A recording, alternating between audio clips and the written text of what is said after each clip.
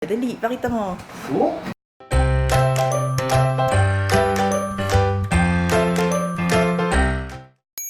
Hi, this is Elle and welcome to another makeover. I'm super excited dahil ang makeover natin ngayon is going to be my home office.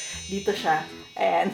Itong space na to yung ating i-makeover for today. Part 1 lang to. And sa part 2 naman, abangan nyo next week. Ang papakita ko naman is yung makeover nitong buong bedroom na namin. If you wanna see kung paano kami nag-come up dito sa layout, dito sa design ng bedroom, diniscuss ko siya and ililink ko na lang sa baba yung video na yon. Before I start, please do subscribe to my channel for more home makeovers, design tips, design advice, and you may also follow me on Instagram. So, alika, papakita ko sa inyo kung ano yung status niya ngayon and kung ano yung mga plano ko para sa kanya. Let's go.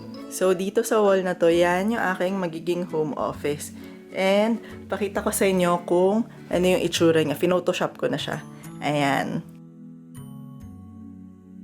Itong lahat, gagawin namin siyang white and then itong sa baba, would be the parang peachy na doll na pink na ilalagay ko sa kanya. Dito sa wall na to, papagawa ko ng custom na desk para yung buong wall na yan is may desk siya. And then sa part na yan, yung isang side, may mag-open na mirror and then nagiging vanity area ko siya. Pero pag nakasara siya, buong work area siya, di ba? Para malinis tignan. Yung flooring pala, papalitan namin yan. Well, hindi namin siya papalitan kasi naka-fix na yan dito. Pero papatungan namin siya ng vinyl na flooring na very light color and fresh kasi grabe, ang hirap na niyang linisin.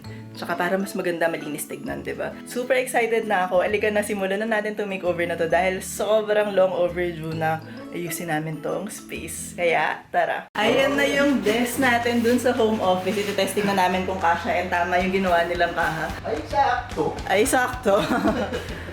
Perfect. So, ito na yon ng aking desk. Ito, testing namin. Ito kasi yung nagiging vanity area ko. So, ganyan yan. Tapos, nagpo-fold yan pataas for a mirror. Dali, pakita mo. Oh? Oh, yan. So, yan yung magiging mirror ko. Ayan na, fresh coat of white paint. Ang fresh, oh, ang kitang-kita mo ng layo. Ito kasing color nung luma naming wall. Actually, kakulay nga yung masking tape. Pag nagdikit kami ng masking tape dito, hindi na siya visible. Pero yan, white na to. Tapos, yung black na yan, mas kakapalan para mas matakpan. White na rin yung ceiling. So, one coat pa lang. Andito kami ngayon sa FC Floor Center dito sa Balintawak. Actually, naghahanap ako ng vinyl na flooring. So, ng very light na color. Wala, yung fresh lang para bago-bagay dun sa look natin. So, tignan natin. Meron sila ng mga square, pero ang hinahanap ko is itong pahaba. Kasi mas mukha siyang realistic, di ba? Base pa lang dito sa selection na to. Alam ko na ano yung gusto ko eh. Ito yung pangarap namin for room eh. Yung very light lang, very fresh lang. Meron din option doon, kaso mas malapad to, tsaka mas malaki. Okay to kung malaki yung space, kaso yung space namin, di ba, ang liit ng room. Kaya, feeling ko ito, perfection to. Sakto, ito yung madaming stock ko. Yes. Ito na yung home office ko as of today. Naka-white na yung walls. Ayan, ang fresh nga. Tapos, papalitan namin to blinds na lang siya, hindi na yung curtain para malinis lang. And, ayan na yung aking desk. Naantay ko na lang yung pagbaba dito, yung color, parang pink natin na kulay. Ayan, ipipaint na rin dyan. Piniprep na rin ni Kuya yung flooring dahil vinyl, ikakabit na namin dito. So, konti na lang, matatapos na kami. Tingnan ako, pagbalik ko, naka-paint na yung accent wall dito sa home office. Ang ganda, oh. So, ang next step dito is, i-finish na lang tong table natin. Tapos itong shelf. Meron din akong ilaw dito. Papakita ko na lang sa inyo later. Nagkakabit na ng flooring. Ayan na siya. Malinis, no? Nagpa-practice na ako maglakad sa bago namin sa Finally, andito na tayo ngayon sa reveal ng aking workspace / vanity area. And ang tagal kong pinangarap magkaroon ng decent na work area. Pero kasalanan ko naman bakit yung nangyayari yun dahil hindi ako kumikilos. Pero eto, kumilos na ako and papakita ko na sa inyo ano yung itsura niya. So,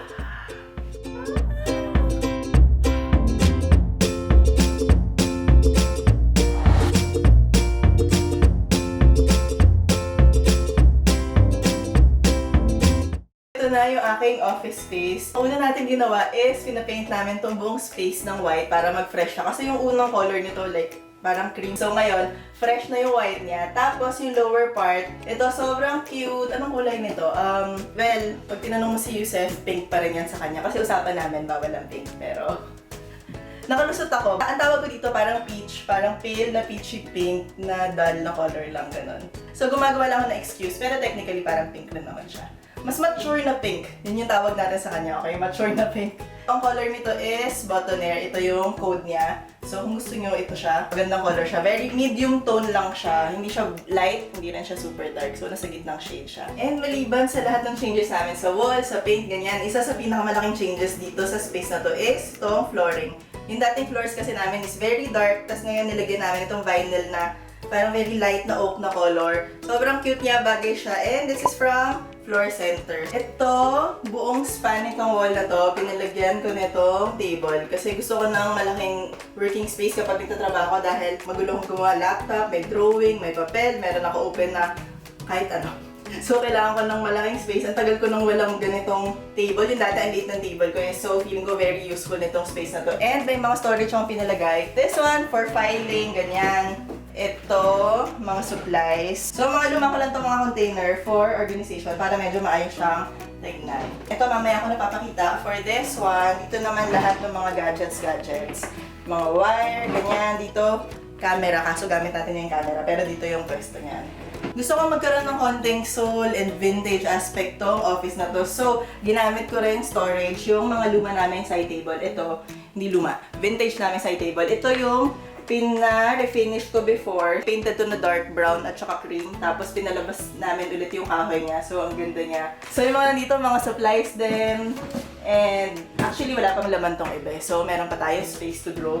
Then, itong kabilang side is another na vintage piece. Side table din. Actually, feeling ko side table to sa kama. Ayun, ang ganda ng detail niya. Tapos pinapalitan ko lang nitong handle. Ang cute. Itong dalawa yung side table. Vintage side table na kinolect namin. And ngayon, napakinabangan na namin dito sa home office ko. Then, nagpalagay ako dito ng parang mini ledge or shelf ko. Pinacolor ko rin siya ng same color nito ng wall para hindi na siya ma-highlight. Dahil ang gusto ko ma-highlight sa kanya is yung mga naka-display, which is itong cute ang tagal na nito na binili ko dati sa Japan Surplus ata. Basta ang tagal na nito. Ang ganda nito, like, painted sa tela siya talaga. So, ayan, meron na siyang magandang pwesto dito sa bahay namin. Konting artwork, tsaka mga plants. The plants is from Plants Heaven PH. So, ayan, ang ganda nila. Meron dito, meron doon. Ang cute nila lahat. Itong ledge na to, meron pa tong ibang purpose maliban sa patungan. Nagpalagay ako ng ilaw dito sa ilalim. So, parang hindi na ako kailangan mag-lamp dito para open lang yung space namin. Yan yung ilaw ko pagka nag-work ako. So, dahil lang main working space dito sa gitna dahil meron namang side table dyan.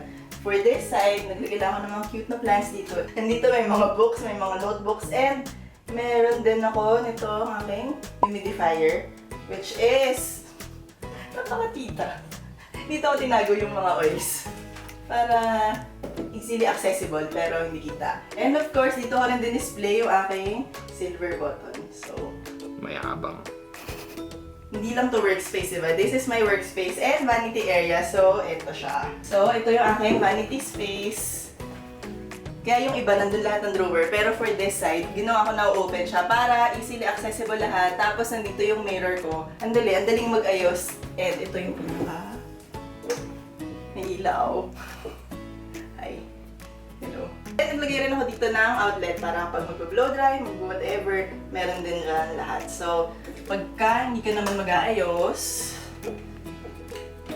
ayan, pwede siyang workspace. Nung ginawa tong bedroom na to, meron ditong poste sa gitna. And naalala niyo dati, di ba nandito yung bed? So, gusto kong pagawan to ng wall. Sayang naman yung space dun sa likod. Kaya, pinalagyan ko siya ng storage. And ngayon, dahil nandito yung vanity area ko, nandito lahat ng aking mga beauty products. Nandiyan, nakatago lang sila. Pero, na-access ko rin agad. So, para malinis lang, tignan.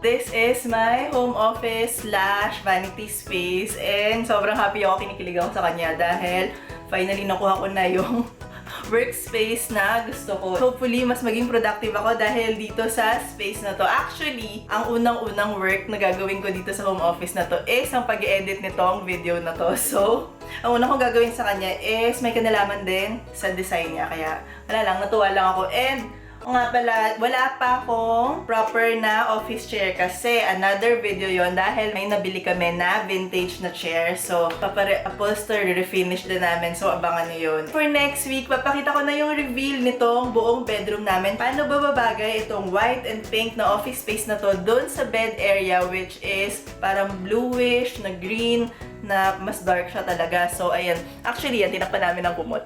Parang hindi nyo makita to sa reveal. Baka kasi makasigip ng konti. So, nabangan nyo yun. Excited na ako i-share sa inyo yung overall look nitong bedroom namin. But for now, kung nagustuhan nyo tong makeover, please like this video and do subscribe to my channel for more home makeovers, design tips, design advice, and you may also follow me on Instagram. Ayun lang muna. Until next time, bye!